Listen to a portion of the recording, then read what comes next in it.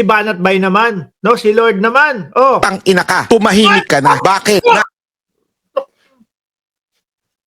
Bigla ka namang bigla naman magbumura. Hindi ko naman alam na ganun ang umpisa. Oh, galit na galit to, mga kababayan. Tumahimik ka na daw. Nagulat ako doon, ha. Tumahimik na daw si tingin ko si Alpotera din yata ang binabanggit nito, eh. Sino yung mahiwagang Alpotera na yan? Game! Kung ikaw ay totoong Duterte supporter, kung totoo ka, putang ina ka. Ang lulutong magmura nitong mga ito, ano? Oh, tuloy mo nga! Tumahimik ka na. Bakit? Naiiskandalo na si Tatay Digong. Oh, ngayon, ay tingnan nyo ho, simula kay Maharlika. Ngayon, eto, sinasabi naman ni Banat Bay. Baka magka-interest ang taong bayan. Sabi, ay, gusto namin makita yung picture na yun. Ano kaya yun? No, si Maharlika nagsabi na. Eto, mukhang ganun din ang sasabihin ni Banat Bay. Oh. Tumahimik ka na dahil inuungkat mo na yung buhay ni Pangulong Duterte. Binababoy mo na siya. Kung ikaw may problema ka doon sa ibang nasa paligid ni Pangulong Duterte, makiramdam ka naman. Dahil ang nabababoy, hindi yung tinitira mo, kung hindi si Pangulong Duterte. Oh. Sabi ni Chris Rose, narinig ko, nauna daw yun kesa kay Hanilet. So, ibig sabihin, matanda na rin yun. Hindi, pwedeng bata. Di ba, Ma'am Chris Rose? Pwedeng bata. Oh. Sabi ni Gracious Grace, para kay kay Bukeke yung pronouncement ni Bayad Bay. Hindi ko alam talaga kung sino yung mga pinagaan nitong mga to eh. No, basta ang alam ko, nag-aaway-aaway sila. Sila eh nagsisiraan na ho. Tayo, chismis lang tayo. Nakikichismis lang tayo sa kanila. O game, Banat. Unless totoo yung narinig kong bayad ka para gawin ito. Bayad para gawin, para ipakita yung mga private part? Narinig ako. Pero hindi ko na lang yung i-consider. Pero may narinig akong binabayaran ka ng isang taong nagseselos kay Pangulong Duterte. Ngayon, Sino? Ulit. Sabi ni Kaloya Leticia Lugto, no, Mark, nilalayo na nila yung issue sa impeachment kay Sara Mau. Natuon na sa awayan ng aso ni Duterte. Hindi, malabo naman ho yun. Naka-record naman po yung sa impeachment no? Ang gulo nila. Sino daw yung tao na sinasabi ni Banat Bay na bayad daw para sirain daw? Si dating Pangulong Duterte. At nagseselos daw kay dating Pangulong Duterte. Sino kaya yun? Si Maharlika ang inaaway. Aba!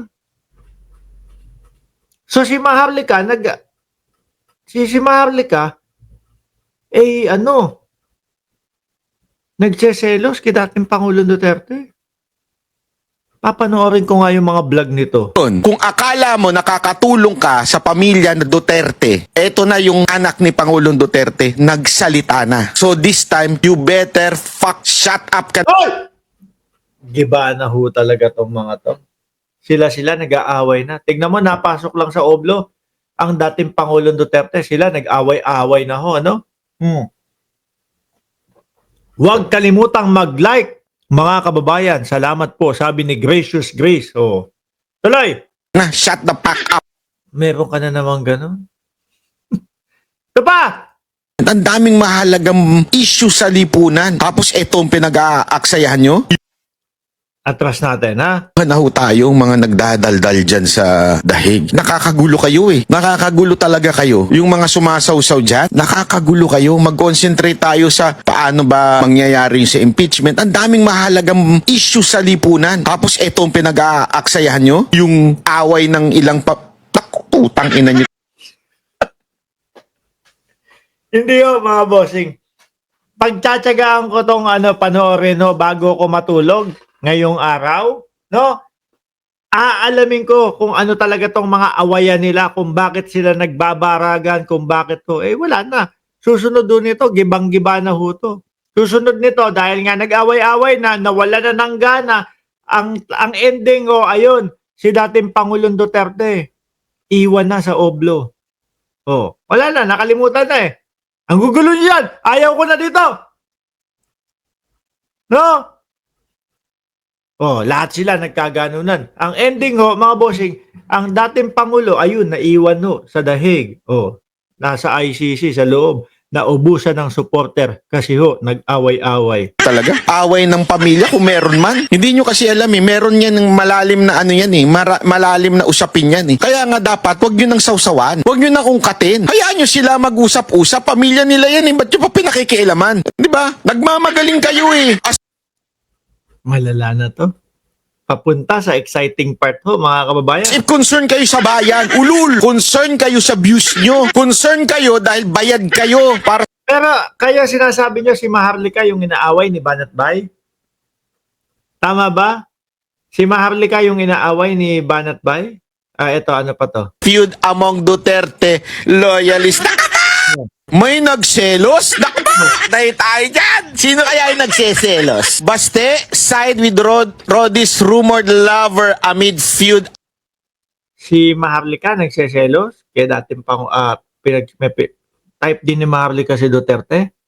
Naknotin na po yun. Kung ganun, mahilig pala sa matanda. No? Among Duterte loyalists. Ayoko na. Sabi ko na Shit! Alam mo yun, sabi ko na nga ba. Again wala po akong sinasawsawan dito. Kaya sabi ni Neng Gigi, naku, mga yan, Banat Bay at Maharlika, dapat hindi pinapanood, mga nakakainis. Hindi, kailangan kong panoorin to silang dalawa ngayon. Bakit to? Aaralin nila natin kung ano yung pag-aawayan nila para sa mga susunod na araw. Iba-vlog natin. Di ba? Para naman hindi tayo laging ICC, tapos yung impeachment. Di ba? At least kahit papaano, may mga araw tayo na nagtatawanan tayo habang nag-aaway silang lahat. Sumusobra na at tinatamaan na si Pangulong Duterte. Kaya magsasalita na tayo. I have nothing against with those vlogger na gumagawa ng chismis for the sake of their content. Wala tayong magagawa kung bobo ka talaga. Nasabihan pa. Sabi ni BJ Garcia, nagsasabong yung mga nasa iisang kampo. Sila na nga nag-aaway, sir No? Dito sa atin, sa side natin na sumusuporta sa gobyerno at kay Pangulong Bongbong Marcos. May nakita na po ba kayo na nag-away? May nakita na po ba kayo si Mike Cervera, si Mark Ramos nag-away, nagsagutan, nagbangayan, no? Si Mima Alicia at si Takeru Miyamoto nag-away, nagsagutan, ganyan, nag-aaway na tapos hanggang doon na lang sila na yung pinapanood. Walang ganun. 'Di ba? Maayos dito. Kung meron man na siguro magkatampuan sa mga yan, hindi na inilalagay sa social media. Di ba? Sabi ni Birhel Valencia, Sir Mark, yung pagbabanta kay Kap Nino, hindi ba sa number ng tumawag ni Kap Nino, si Alona na DDS? Posible ba? Hindi ko kilala yun. Basta narinig ko, sabi ni Kap Nino, kapag patay ka na, message mo ko, magkakape ako sa lamay mo. Gawin mo talagang chumismis na lang. Bobo ka Ganun talaga pag bobo, gawa ka na lang ng chismis. Kaya lang, ang problema. Si Maharlika mahilig sa mga chismis, di ba? Si Maharlika yung mahilig yung, nakulong etong si First Lady Lisa Marcos dito sa Los Angeles. Yung mga ganun, mga chismisan lang yun, mga kababayan. Si Maharlika nga talaga, naku po, may assignment. May assignment ako sa inyo, mga bossing. No?